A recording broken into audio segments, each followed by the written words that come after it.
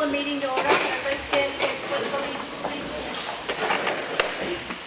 Pledge allegiance to the flag of the United States of America and to the republic for which it stands, one nation, under God, indivisible, with liberty and justice for all.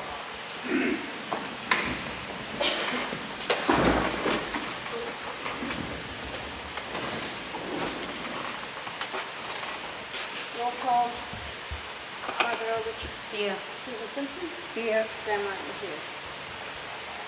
I'm going to make a motion to seal a non-public session under RSA 91A32E, a legal matter. Second. All those in favor? Aye. We have this one too, right? Yeah, let's see.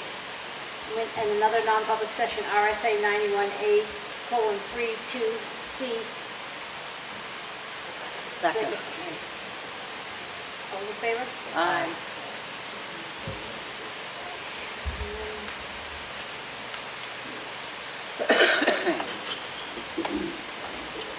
I'll make a motion that we sign the minutes, approve the minutes of the Selectmen's meeting on Monday, August 5th. Second. All those in favor? Aye.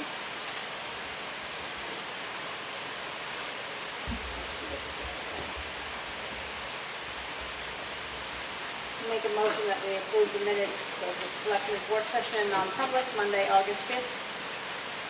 All those in favor? Second. Second, Aye. sorry. Aye. All those in favor? Aye.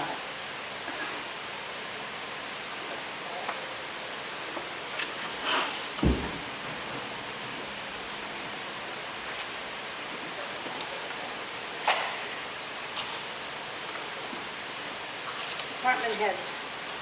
Our chief, Joe DeShane.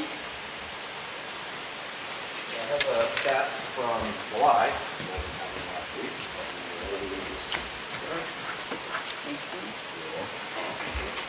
Thank you. Oh, you love a rest. Yeah, for the month of July, let's see, we had a total offenses of 208 with 10 arrests for the month. Total dispatch calls for the department, which includes everything, medical aids, everything that we went to, was 2,010.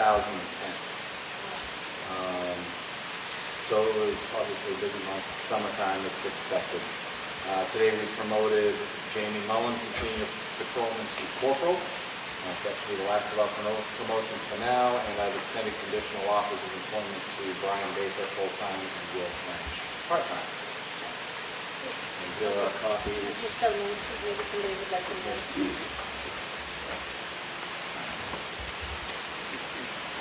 Brad Harriman's not here.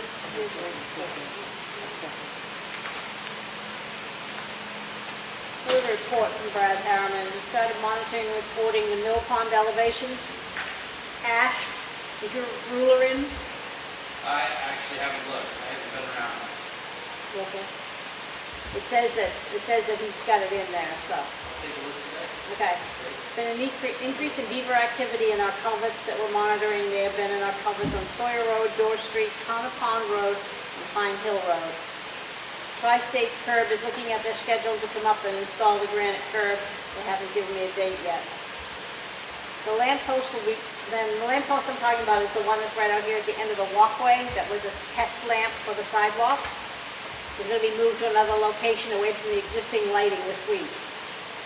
The DOT project on Route 16 is still on schedule to close the highway down to slide the new bridge in place on the weekend of September 13th through the 15th, or the following weekend, the 20th through the 22nd.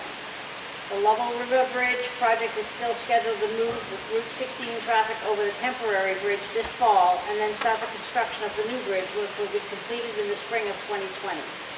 The work on the roundabout at the intersection of 28 and 171 is well underway. They are looking to have the roundabout built and base pavement in this fall, with the final pavement and landscaping being completed in the spring of 2020.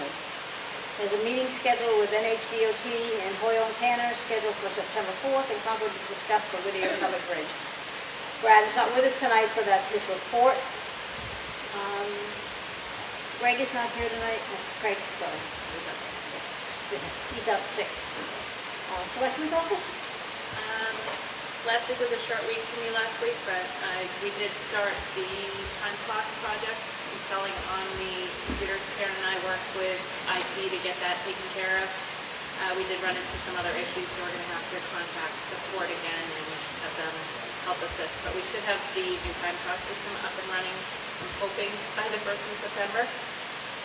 Other than that, we've just been working on getting quotes and listening to presentations from different phone system providers to get rid of our old Avaya partner system.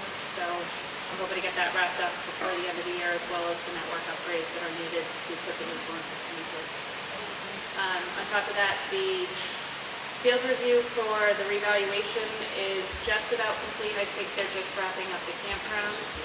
Jessie is working on a lot of data entry. You'll see that she has a stack about this tall that she's data entering, and Handle's been assisting her with that. So we're hoping to get letters out to all property owners for appointments to take place mid-September to review their new assessment values. Thank you.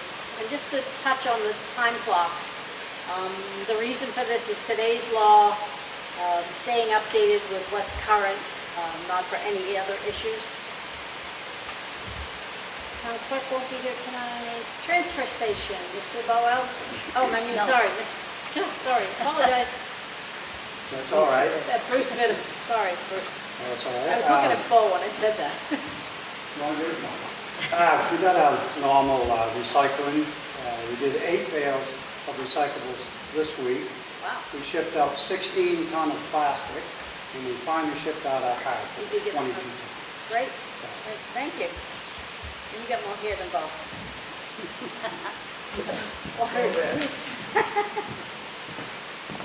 Last time I spoke to you, we had a inspection at Camp David. I haven't heard back, so no news is good news. I think we should be all set. Today, we had a tank inspection, the 250,000 gallon tank, storage tank on Valley Road. They came in and they vacuumed the bottom of it and inspected it. It lasted every 5 years, and everything all good. I'll get a report on that in a few weeks. And pictures, and it was pretty neat. They dove down in. They had a diver. Oh, wow. Going down in. It was kind of cool. I guess. Yeah. Other than that, Not my belly. it was good. Yeah. How's the new meter reading going with the handheld? A lot. Oh, it's so much faster and easier now. And I actually, I try to at the end of every month, just want to read them, just to see if anyone's using too much water, because it tells me if they have leaks and stuff like that. It takes me a couple hours maybe to do it. So, That's great. but, you know, it's working much better. Great. Yeah. Thank you. Yeah. Zoning enforcement, Mr. Stephen Connolly. And I'm going to ask you to stick around when I try to go through this paperwork here, for a little bit anyway. I'm very busy out there. I'm getting involved more and more with Western Shore now. They got to the 30th of October with FEMA. Is it coming into compliance with FEMA? Yeah, they gave me a year extension. I don't think it's going to go for another year. Building permits up, down? They're up. They've been up and they're just coming in more and more every week. Okay, that's great. Are we seeing more commercial, more housing, or a little bit of both? It's housing. All right, thank you. I'll open the meeting to public input. Does anybody have any public input? Go ahead, Ash.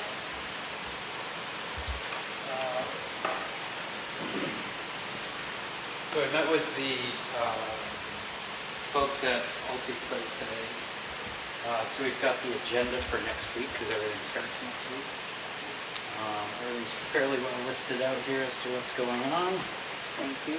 I've spoken to Chief Duchesne about needing a little bit of his driveway for a short period of time while they deliver materials. We're looking at storing some of those materials behind the police station along the Jersey barrier, which in discussion with him just recently, it's far enough away from his doors, it shouldn't impede anything on his part. Won't be there very long because we're building in 2 days. It shows up on Thursday. Everything should be up by Friday, with the concrete being poured on Thursday and Friday. It's all listed there. Food's provided on Thursday by Smoking Guns, and Sap House is going to be donating the food for Friday. And we have plenty of water and refreshments. We do need more volunteers. We're at about 8 people per day. That's not including the board members, that's just outside. We need about 15 a day, so I'm looking for another 5 or 6 would really cover us for each of those days. Thursday and Friday are the most important, just because that's when we're handling the material. Saturday, if we can get enough people on Thursday and Friday, we won't need a Saturday. It'll really just be a cleanup day, make sure everything is good and secure and walk away from it. And all goes well, kids should be able to play on it starting Monday. It does have to sit for 72 hours, so they were saying Monday should be a safe time and open it up to everybody. How are you gonna manage that? Manage it. Well, children will see that shiny new equipment. Caution tape, don't hang the swings. We'll just have to be vigilant about making sure people are aware that the park is not open at the moment. But it's not that it'll be overly dangerous. I think it would be fine for 1 or 2 people, to be quite honest. We're just looking to stretch it out just in case it gets bombarded with a lot of people, which of course we hope after Monday. I do have posters, going to be hanging them around. Sam, I noticed you put it up on the website, which is great. We do have our EDC meeting tonight at the Main Street building, where we're going to go over this and a few other key components, just to make sure this runs smooth. But outside of that, I think we're ready to go. We've got everything we need. I've talked with various department heads. You'll see Brad's mentioned down here, OPW. We're doing the holes on Wednesday. It looks like we need about 4 people on his team to do the holes. There's 60 of them. I don't know if you've ever read the book Holes, but that's what this reminds me of. Whether or not we run the water, I'm not sure. It'd be great while the resources are there, but if it doesn't happen, it's not the end of the world, but we'll try to get it completed. As far as on Monday, where we open the fencing and clear out the old equipment, there is some pieces that we're saving to go back in, which is fine. The old playground equipment being the swings and the slide. There's someone that's interested in the slide, and I said I can't make any promises that when that gets pulled out, it's even going to be straight and usable. But we're going to tuck those to the right of the horseshoe pit. Anything that's being saved is going to go inside the horseshoe pit, which the school would move on Friday. Outside of that, everything's pretty much here. A huge thank you to East Coast Foundation, because they're the ones that are going to be donating the concrete. The volunteers don't need to mix 150, 180 bags of concrete, which is a great sigh of relief amongst many. But at this point, any questions on it? Well, I wish I could be there. We need people. I'm hoping someone from the Board of Selectmen can be there, because we're trying to get press there as well. So it would be good, a good representation for the town. This is a big deal. It's a big investment. I have to work. So. We all do. I understand. So just putting it out there. Any questions? No, that's great. Thank you. Thank you. Public input? Good evening. My name is Wayne Marshall. I live up on 78 Walker Hill Road here in town.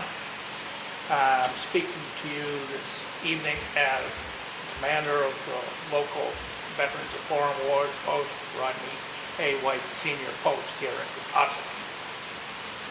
As a project, we would like to see a memorial here in Ossipee for those who fought in the American Civil War. I have talked with the monument company up in Redstone to get some ballpark ideas what it would cost to create a plaque listing all the 140-odd names of the Ossipee soldiers who served in that war, and it's about $2,000.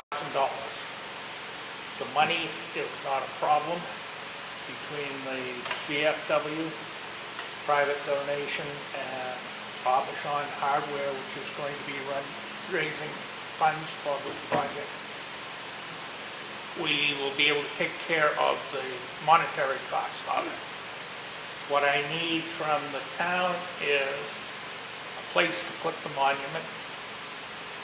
I need the DPW to find a nice piece of Ossipee granite to mount the plaque on.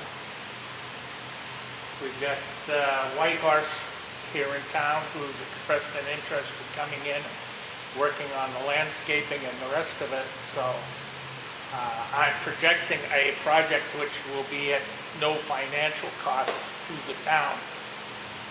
I'm a relative newcomer here in Ossipee, and I do not want to step on anybody's toes You're not coming stepping in on from the anybody's toes. outside with a project. So if there is somebody here in the local administration or in the local town who would like to get involved and head this project, I'm not in this for the ego, I'm in it to get this monument erected. And I'm more than willing to bow out to somebody local if you've got somebody who wants to do that. If you don't, then get out of the way, because here I come So in my usual ineffable style.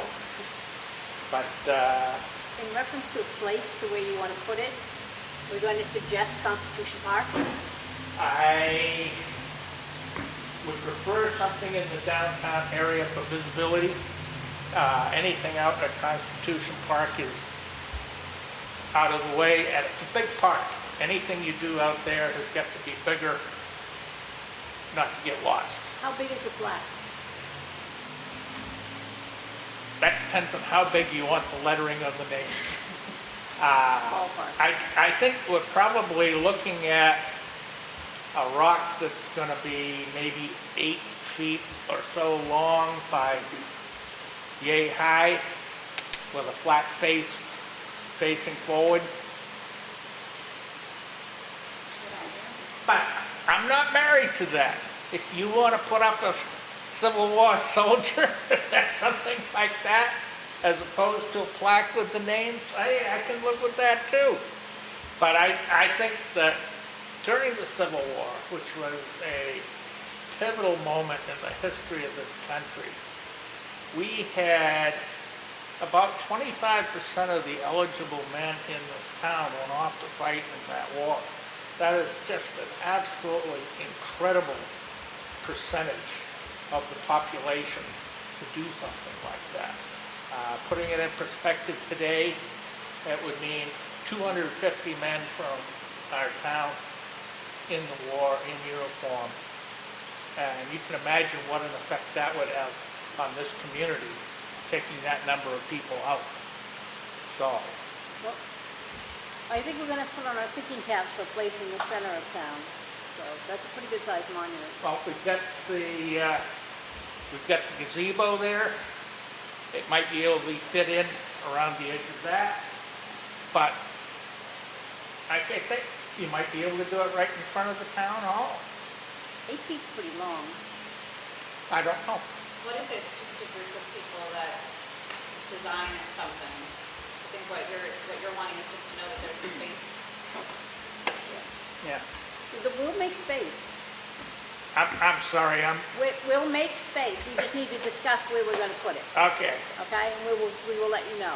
okay. All right? And Wayne, are you planning on putting the 240 to 50 names, if you can get them on the plaque? There are approximately 140 plus names of Ossipee residents who served during the Civil War. Do you have those names? I do. I hesitate to say it's a final number because as soon as you start talking about it, all things start falling out of the woodwork. In 1879, there was a history of Carroll County published. It's a good historical reference, and it lists all of these people along with the units they served in, whether they lived throughout the war or not. So there is a good historical reference published here locally, and I have done research on things like this in the past. The battle that was fought at Level Pond back during the Revolutionary War period, the local militia was then the Dunbarton militia, because Ossipee didn't exist as a town back then. But the local militia that fought here in Ossipee had 13 dead out of the 40-odd that participated. I've been able to identify 9 of those 13 on this. So I do know how to get into that kind of thing. And this will help, being on film. Sue, do you want to work with him? Oh, yeah, I probably will. So, I'm going to say Sue would be your go-to person, and then the board will make a decision on the placement. Which would work out well as a member of our sister organization, the Veterans of Foreign Wars Auxiliary. We already work together, Okay. and that would be a marvelous idea. Okay, and then we'll sit down as a board and figure out where we want to put it. Works for me. Thank you very much for your time. Thank you. Thank you. Is there any more public input? Read the minutes.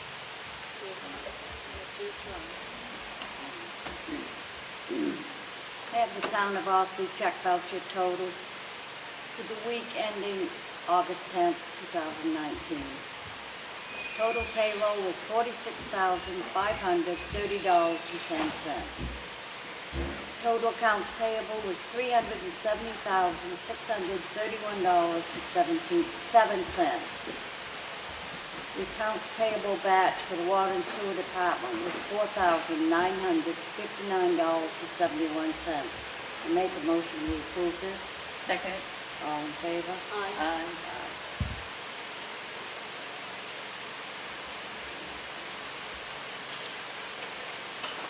I have the payroll reimbursement request, week ending, pay date 8/13. Total is $3,763.16. Make a motion to approve this. Second. All in favor? Aye.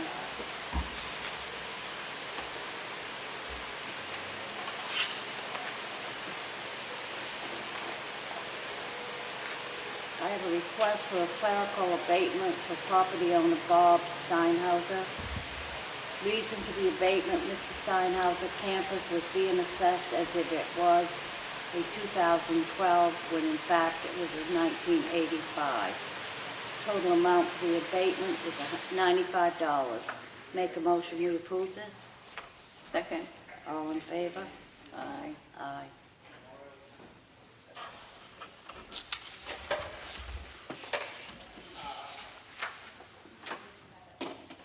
I have a settlement agreement from the BTLA, docket number 28472-16PT. The assessment for tax years 2016, 17, and 18 shall be $255,000 on the property at 38 Elm Street, tax map 119, lot 21. The municipality shall abate with 6% interest from the date paid to the refund date all property taxes for the year of 2016, 17, and 18 based on an assessment higher than $255,000. The $255,000 assessment shall be used until revised in good faith pursuant to RSA 75-8 or until a municipal-wide reassessment is done. The docket shall be marked without view the board order, case settled, no further action, no cost to either party. The amount of the abatement for 2016 is $161.17. Make a motion to approve that. Second. All in favor? Aye. Aye.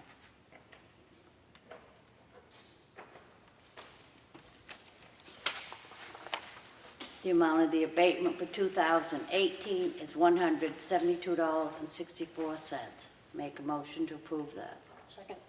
All in favor? Aye.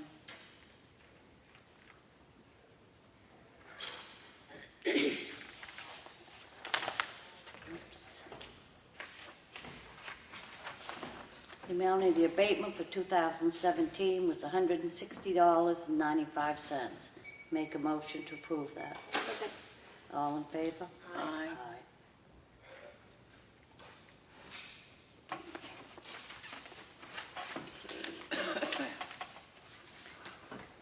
Received a letter from the Community Action Tri-County CAP.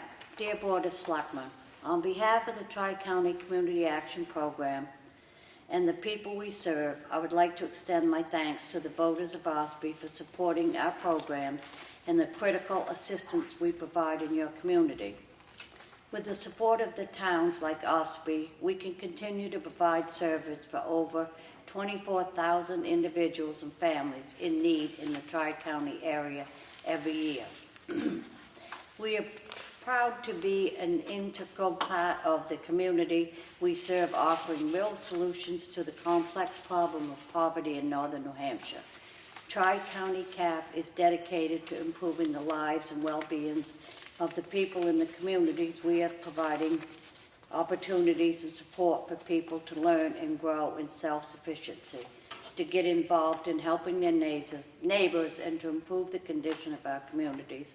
On behalf of the agency, its employees, and the people we serve, thank you again for your support of Tri-County Community Action and our mission. All set, Sue. It's up to you. I need to sign that. I have a yield tax levy warrant in the amount of $6,364.18. It's for the Neal Family Trust, map 103, lot 1. It's timber tax. I make a motion that we approve this warrant. Second. All those in favor? Aye. Motion carries.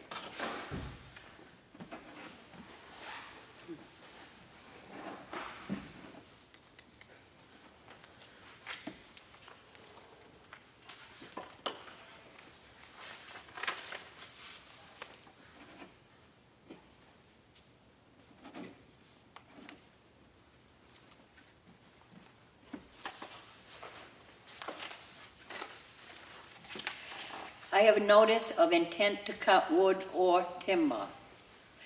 It is, the owner is Asset Traders LLC, care of Carrie Hurd. It's map 266, lot 17. The acreage of lot is 121 acres. Acreage of cut, 50 acres. Anticipated start date, late fall.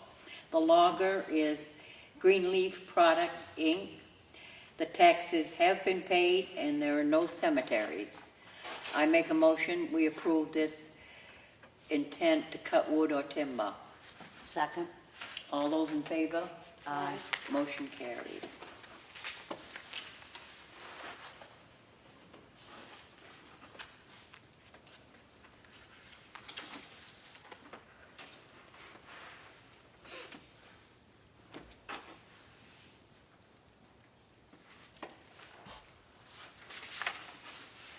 I have a contract for use of facilities from Reed and Reed, Inc.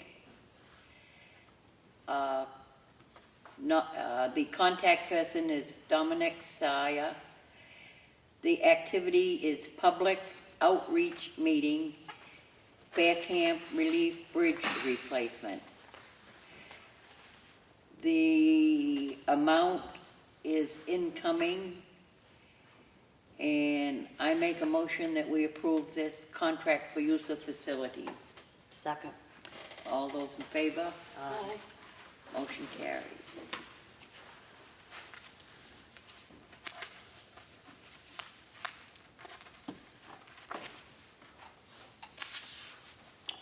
I have the transfer station work log.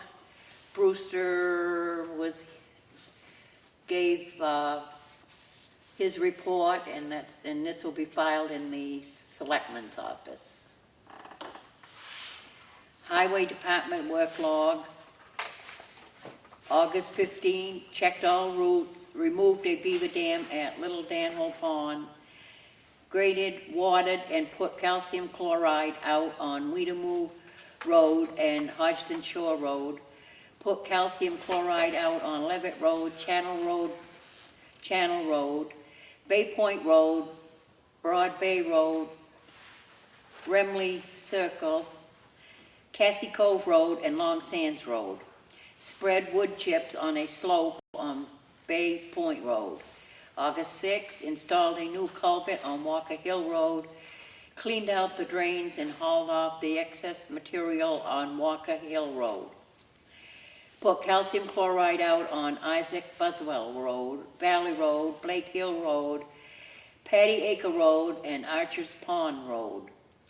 Graded Blake Hill Road, Valley Road, and Ossipee Mountain Road. Rebuilt a culvert header on Ossipee Mountain Road. Added gravel to a shoulder on Newman Drew Road. August 7th, cleaned out the culverts and drained and hauled off the excess material on Walker Hill Road and Spring Tavern Road. Did roadside mowing on Spring Tavern Road and Walker Hill Road. Cut and weed whacked around the culverts on Sawyer Road and Walker Hill Road. Installed a new speed limit sign on Valley Road. Graded the rough sections, watered and put calcium chloride out on Ossipee Mountain Road, Chapel Road, Pine Hill Road, and Effingham Road. August 8th, checked all routes. Cleaned up fallen trees on Ossipee Mountain Road and Pine Hill Road. Added gravel and graded around the new catch basin by the school. Put coal patch out on Nichols Road, Newman Drew Road, Doors Corner Road, and Pine Hill Road. Cleaned out beaver dams on Door Street and Sawyer Road. Cleaned out the ditch lines and culverts and hauled off the excess material on Hanson Road. Did roadside mowing on Walker Hill Road. And that will be filed in the Selectmen's office. That's all I have. I'm going to make an attempt to read the results from the test pits down on the Coleman site next to Green Mountain Furniture, where they spread the concrete slurry. I want everybody to be aware that these results are post 2 months from the time we first asked to do this. So that I feel that the results, which are still very high, would have been much higher had they been done at the time that this was put on the property. So in test pit number 2, we had, everything is at the same level that is the norm. There's nothing above, nothing below, which tells me that it's normalized itself because the amount of rain that we had in those 2 months have flushed everything down into the soils, and those soils are running downhill into the properties behind there. In test pit number 4, zinc is 54. It came out in Geo Insights testing at 54. This is contaminated soil. And in test pit 6, it came out at 52. The pH came out at 12, and the normal, what's the normal for pH? Is it 12? 7 to 9, 7, 8, 9. Yeah. So the pH came out in test pit 2 as 11.9. In test pit 4, it came out at 12, and in test pit 6, it came out at 12. So I guess what this is telling us is that the soil is contaminated, and one of these represents, what were you telling me? One of these higher represents some sort of chemical or Oh, you got the zinc. oven cleaner or zinc. You got Right. zinc. So the zinc is the zinc is at 54, and at 54 is the high. And what did you say that's the same as? You can't put your hands in that soil, right? No, you don't, well, it's corrosive. It's like an oven. It's corrosive. It's like an oven cleaner. 12.5 would be. So I guess I'm pleased and unpleased at the same time. I'm pleased that we have the results. I'm not pleased that they're at the top of the norms. And again, I want to reiterate that they're at the top of the norms after 2 months of heavy, heavy rains. I've done my best to, I'm not an engineer or a soils person or a scientist, so I've done my best to explain this. If anybody has any other questions, I would ask you to speak to Steve about that, and he will go over it with you. I have a small claim complaint. The town of Ossipee versus Christian Aylward. And this is for, how much is the money? With the filing fee is $416.98. The defendant had a camper at Terrace Pine Campground on or before April 1, 2016. The town of Ossipee assessed the camper at $7,600. I sent a tax bill, and this is from the tax collector, Kelly Skian, 11/22/2016, and was due 12/27/2016. I sent out delinquent tax notices February 13th, 2017. On March 20th, 2017, I sent out a notice of impending lien. On April 24, 2017, I placed a lien on the camper and then recorded the lien at the Carroll County Registry of Deeds on April 25th, 2017. The owner moved the camper out of the campground on the fall of 2016. I make a motion that we sign this small claim, that I sign it. Second. All those in favor? Aye. Thank you.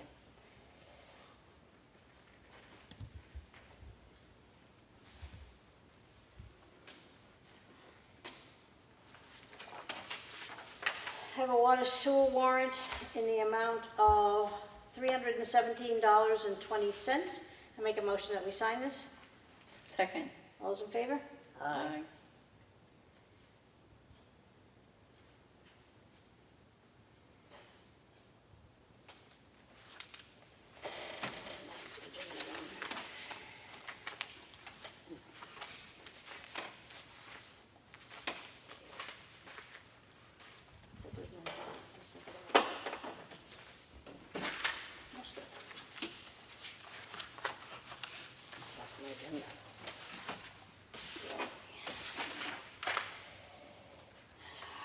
Anybody have any old business?